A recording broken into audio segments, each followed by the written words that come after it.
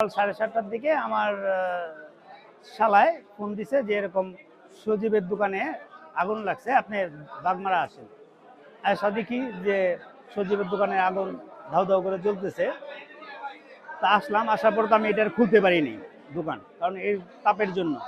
তারপর আমরা যেভাবে হোক চেষ্টা করতেছিলাম পানি নিবানোর জন্য। পরে খবর দেওয়া হলো ফায়ার সার্ভিসে। ফায়ার সার্ভিস আসছে, আসার পরে ফায়ার সার্ভিস যখন একটু আগুনটারে হালকা নিয়ন্ত্রণ করছে, তখন আমি খুলছি আর কি। খুলে দেখি যে আমার ভিতরে অবস্থা খারাপ। আমার মানে সমস্ত সিলিং মিলিং এগুলো সব জ্বলে টলে গেছে। তারপরে আমার যে ছিল কাপড় ছিল, আমি কালকেও নতুন মাল করে নিয়ে আসছি। আমার মোটামুটি আনুমানিক মনে হয় মানে সবকিছু দিয়ে দোকানে $1,10,000 মতো আনুমানিক। ঘটনা হলো কি, ফায়ার সার্ভিসের লোকেরা দে ট্রাই দেয়ার বেস্ট নিয়ন্ত্রণ করার জন্য। হয়তো আসতে হয়তো দেরি হইতে পারে, বাট আসার সাথে সাথে তারা কার্যক্রম চালু করছে এবং দ্রুতই তারা আগুনটারে নিয়ন্ত্রণ করছে। আর বিশেষ করে আমাদের মার্কেটের মধ্যে যেহেতু একটা বড় মার্কেট, আমাদের একটা একান্তই একটা ফায়ার সিস্টেম থাকা প্রয়োজন। কারণ এই আশেপাশের এই মার্কেটই না, এই মার্কেটের সাথে দেখা গেছে যে আরো কিছু মার্কেট আছে, সবই অ্যাটাচড। হ্যাঁ, কারণ একটাই ক্ষতি হইলে পরে দেখা গেছে যে পুরা বাগমারা বাজারটাই হয়ে যাবে। ব্যবস্থা থাকতো অন্তত পক্ষে নদীতে থেকে পাইপ লাগায় হয়তো আমরা সাধারণ জনগণরাই চেষ্টা করতে পারতাম আর কি কিছুটা নিয়ন্ত্রণ করার জন্য। 8:45 আইসা দেখি ওই মেন গেট খোলা না। পরে দারোয়ান ডাক দিয়ে বেলাচ্ছি, মেন গেট খুলেন। দারোয়ানকে বেলাচ্ছে কি আগুন ধরছে। পরে আমি জলদি খুলেন। পরে দেখি ধাপ ধাপায় মানে আগুন জলবাই যাচ্ছে। পরে আমার দোস্ত আসলো, দোস্তরে করলাম আমি জলদি আয়। পরে আইলো, আইয়া পরে ফায়ার সার্ভিসে ফোন দিল। পরে আর করা পারি নাই। পরে বন্ধু বান্ধব যা আছে সবাই ফোন দিয়ে পরে করলাম। একটা থেকে আর একটা মানে লাগবা লাগছে এমন আগুন থেকে আপনার কারেন্টের থেকে, বিশেষ করে মানে উপরে থেকে আইছে তো সিলিং এর থেকে, তার মানে কারেন্টের থেকেই আপনি ধরছেন। আমাদের দাবি দেওয়া বলতে ভাই, আমাদের এখানে নওগাঁ থানায় কোনো ফায়ার সার্ভিস নাই। আমাদের এখানে হয়তো কারিগঞ্জ থেকে আসতে হয়, নাহলে দোয়ার থেকে আসতে হয়। যদি আমাদের এখানে ফায়ার সার্ভিস থাকতো হয়তো আমাদের মার্কেটের ক্ষয়ক্ষতির পরিমাণ একটু কম হতো। কারণ আমাদের এখানে সবই কাপড়ের দোকান, 5 মিনিট সময় পেলে আরেকটা দোকান ধরে যায়, যে কারণে আমাদের একটা দোকান থেকে 3টে দোকান ধরে গেছে।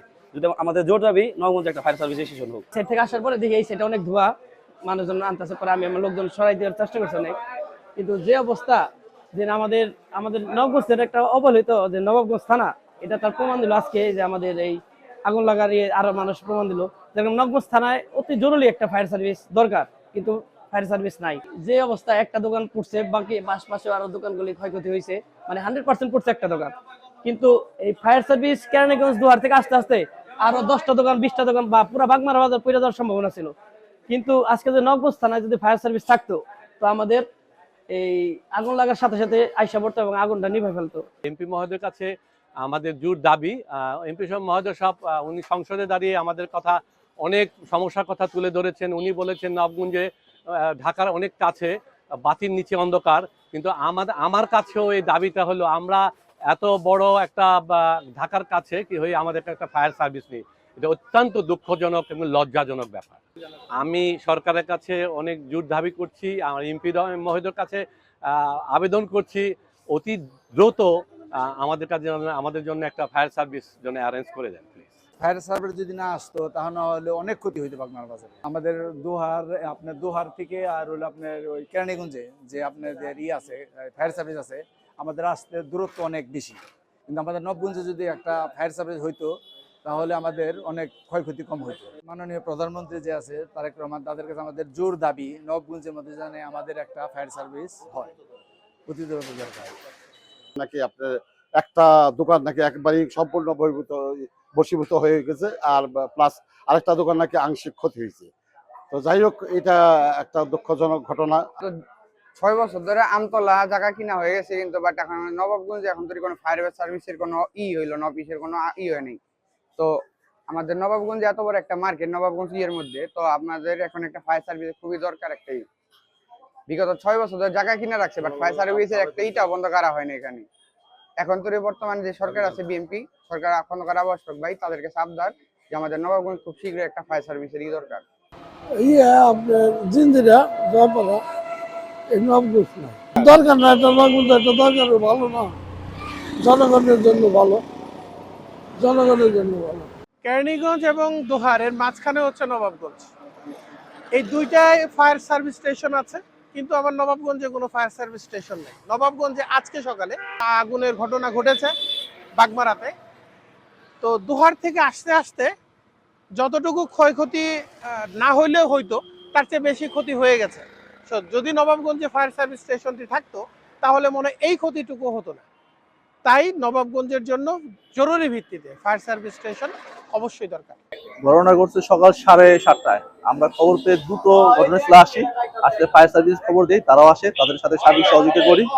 এবং যেই দোকানটা আগুন লেগেছে, এই এক হিন্দু ভদ্রলোকের দোকান আর কি, এই দোকানের আপনার আগুন লাগার ফলে জিন্সের কাপড় প্যান্টে আগুন লাগে যায় এবং এটা নাকি শর্ট সার্কিট থেকে আগুনটা লাগে এবং ওই আগুনটা পর্যায়ক্রমে পাশে আরো দুই তিন দোকানে ছড়ায় গেলে এই শাটারটা পরবর্তী আমরা ভেঙে পানি মারি এবং যাতে মালামাল বাড়তি যে মালামাল ছিল বাদ বাকি মালামাল আগুন লাগার পর ওইগুলো যাতে চুরি না করতে পারে সেদিকে সজাগ দৃষ্টি রাখে।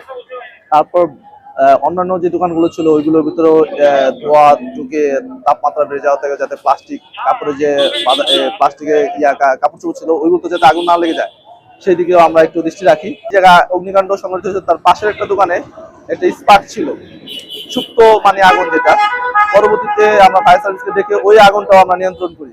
ওই শাটারটা ভেঙে ওইখানে আমরা পানি দিই, পানি দেওয়ার ফলে ওই আগুনটা নিয়ন্ত্রণ হয়। কিন্তু মালামাল দেখলাম যে দোকানটা আগুন লেগেছে ওই দোকানে মালামাল অবশিষ্ট নেই, সব ছাই হয়ে গেছে এবং এই পাশে অপোজিট যে দোকান ছিল ওইটারও মালামাল ভস্ম হয়ে গেছে এবং পরবর্তীতে দোকানদাররা এসে তাদের সবাই মার্কেট মালিক সমিতি সবাই ছিল, তাদেরকেও সার্বিক সহযোগিতা করি। তারা এই বহিরাগত লোকদের বের করে তারা প্রত্যেক দোকানদারকে ডেকে তাদের নিজ নিজ মালামাল হেফাজতে রাখে। এই সার্বিক পরিস্থিতি এখন ভালো, বর্তমানে আগুন নিয়ন্ত্রণে আছে।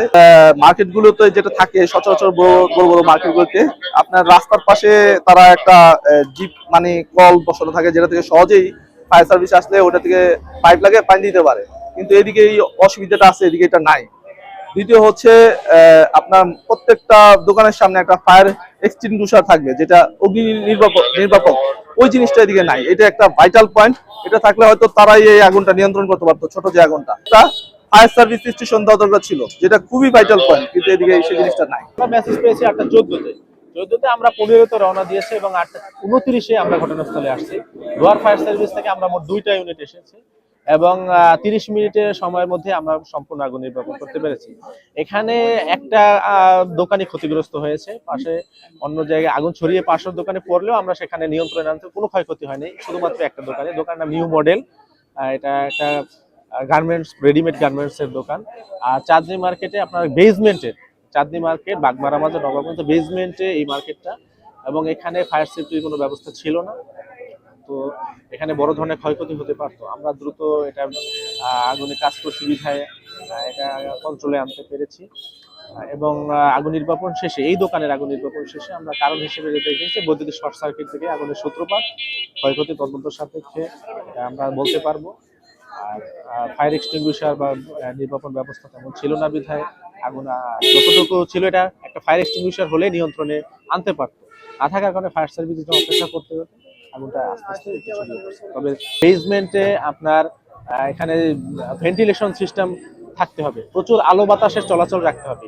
এখন দেখেন ধোঁয়া এখানে জমাট বেঁধেছে, কিন্তু ধোঁয়া বের করার কোনো কিন্তু আপনার সুযোগ নাই। সো ধোঁয়া কিন্তু অলরেডি আটকে পড়ছে এবং এই ধোঁয়া থেকেই আগুনটা বেশি ছড়িয়ে পড়ছে। তো এখানে বেসমেন্টের আগুনে আপনার ভেন্টিলেশন সিস্টেম রাখতে হবে, পাশাপাশি পর্যাপ্ত ফায়ার এক্সটিংগুইশার রাখতে হবে এবং যে পানির উৎস, গাড়ির পানি দিয়ে আপনারা জানেন যে বড় আগুন নির্বাপন করা যায় না, পানির উৎস যেটা আছে সেখানে ফায়ার সার্ভিসে ব্যবহার উপযোগী রাখতে হবে।